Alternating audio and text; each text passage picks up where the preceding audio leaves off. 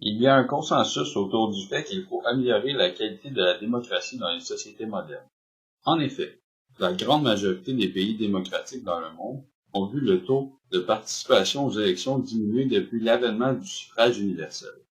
Le taux moyen de participation lors des élections fédérales au Canada en 2015 était, selon le Journal de Montréal, de 68,47%.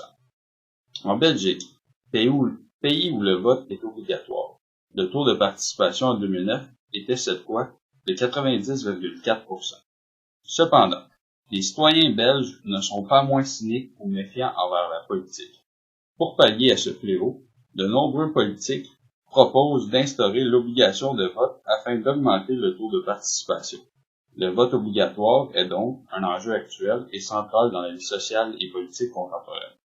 Dans cette vidéo, nous allons montrer en quoi instaurer une loi rendant le vote obligatoire n'est pas la solution pour améliorer la démocratie et réduire la fracture entre les citoyens et leurs représentants. En effet, forcer les citoyens à se rendre aux urnes ne les rendra pas plus intéressés ou confiants envers la politique. Au contraire, cela pourrait même aggraver la dissension déjà à l'œuvre.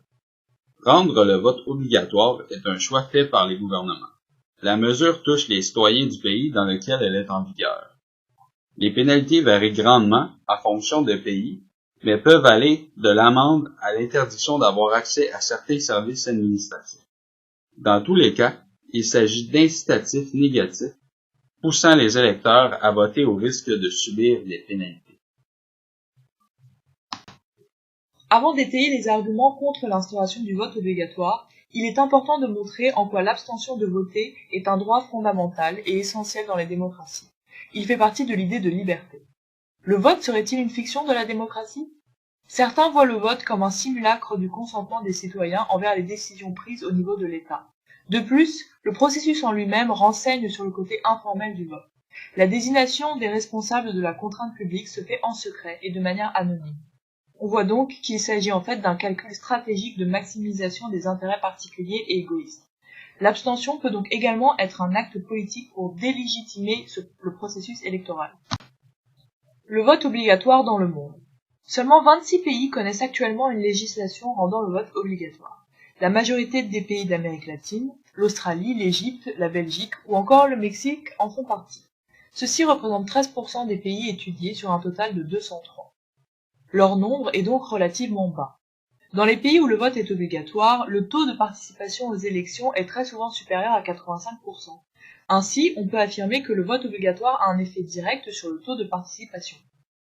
Or, on remarque qu'aux Pays-Bas, où l'obligation de voter a été retirée en 1970, le taux de participation a chuté fortement entre avant et après le retrait de l'obligation de voter. Ce qui renforce l'idée que rendre le vote obligatoire n'est pas la solution de fond dont ont besoin les démocraties d'aujourd'hui.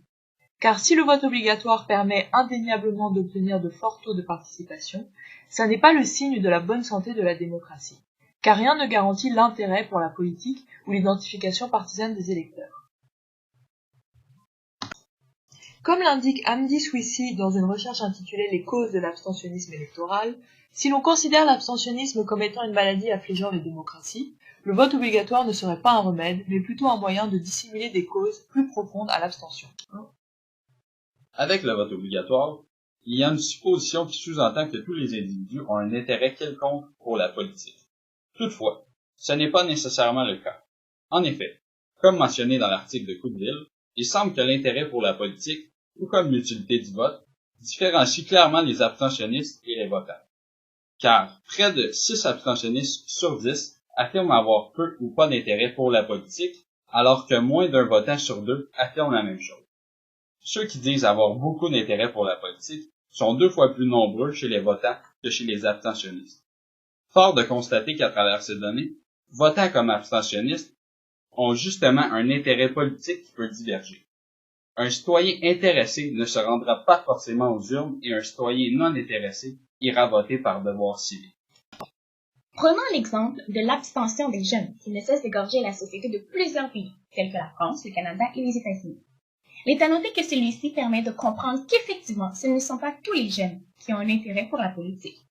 Suivant ceci, divers arguments ont été rapportés afin d'expliquer le phénomène. L'un d'entre eux, mentionné par Grossman et Surger, se résume au fait que certains jeunes s'abstiennent de voter en raison d'une crise de représentativité qui les affecte. Par crise de représentativité, il faut comprendre que certains jeunes ont une dépréciation du taux de confiance envers les chefs politiques. Il apparaît que presque 4 abstentionnistes sur 5 répondent par peu ou pas du tout. En soi, les jeunes citoyens trouvent que leurs attentes individuelles ne sont pas prises en considération par les dirigeants politiques. Par le fait, en parallèle avec la recherche de Basse-Terreau et de ses coéquipiers, ils ont l'impression de donner leur voix, s'ils se décideraient à voter, aux hommes politiques sans être bien représentés par ceux-ci. Donc cela engendre que ceux-ci n'accordent pas un très grand intérêt pour la politique en raison de cela. Alors ils emploient l'abstention pour appuyer leur manque d'intérêt envers les politiciens. Or, lorsque le vote obligatoire est mis en place, cela ne répond pas aux besoins des jeunes d'être bien représentés politiquement. En fait, leur étant imposé, ceux-ci ne s'abstiendront pas sûrement de voter, mais ils seront en mesure de s'abstenir en votant blanc ou non, ou nul, par exemple. Autre cas qui démontre parfaitement qu'effectivement, ce ne sont pas tous les jeunes qui ont un intérêt pour la politique. Néanmoins, il n'en est pas tout. Si certains auteurs tels que Perrineau et Régnier affirment que les individus ont un intérêt pour la politique, mais qu'ils le démontrent différemment, c'est-à-dire par des mobilisations politiques telles que la grève, le boycott, alors il est bien d'objecter toutefois que les niveaux d'intérêt varient d'un individu à l'autre. Encore une fois. À dire vrai, c'est ce que démontre Caudeville en récoltant des informations en ce qui concerne la propension à parler de politique en famille, par exemple. Celui-ci affirme qu'il semble que plus d'un abstentionniste sur 2 ne parle jamais ou rarement de politique en famille, alors que pour les mêmes réponses, ils ne sont qu'un peu plus de 1 sur 3 chez les votants. En plus, presque un votant sur 5 affirme parler souvent de politique en famille, alors qu'ils ne sont qu'un abstentionniste sur 10 à le faire dans la même mesure. Ainsi, nous comprendrons qu'ils soient votants ou abstentionnistes, chacun a un intérêt divergent pour la politique. La raison à cela s'explique par le fait que la socialisation des individus se construit sur différents niveaux. En s'appuyant sur les écrits de Bélanger et Nadeau, plus clairement, on comprendrait que les individus n'ont pas tous un même niveau d'intérêt pour la politique, car ils n'ont pas un même degré de socialisation. Par socialisation, ces auteurs parlent de l'influence de la famille, des amis, dans les écoles, au travail. Par conséquent, si un individu a grandi dans une famille qui s'informe sur la politique, alors on pourrait penser que celui-ci serait plus enclin à développer un intérêt également pour la politique. Mais le contraire peut se produire également dans une autre famille très informée et intéressée politiquement. Mais l'individu n'a aucun intérêt pour cela.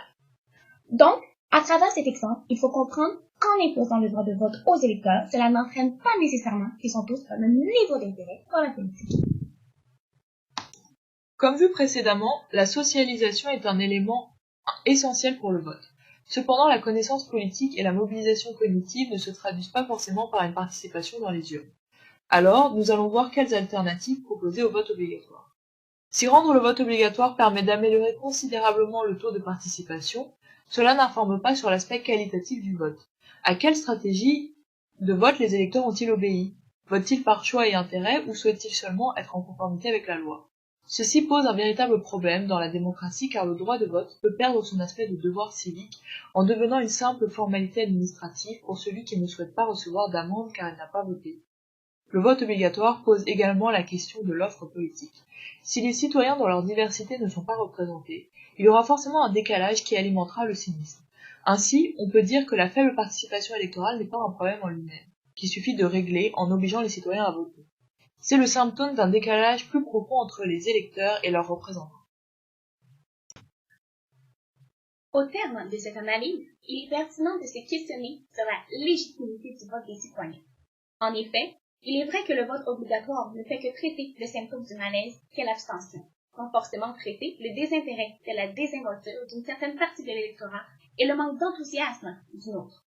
Le vote obligatoire augmente la quantité de participation, sans en améliorer sa qualité. Le vote obligatoire, en tant que tel, n'améliore pas le fonctionnement de la démocratie représentative. Il en recouvre seulement les plaies les plus visibles. Une augmentation des possibilités de participation à tous les niveaux de la vie publique et l'amélioration de l'information sur la vie démocratique dont disposent les citoyens sont les clés d'un renouveau de la participation démocratique.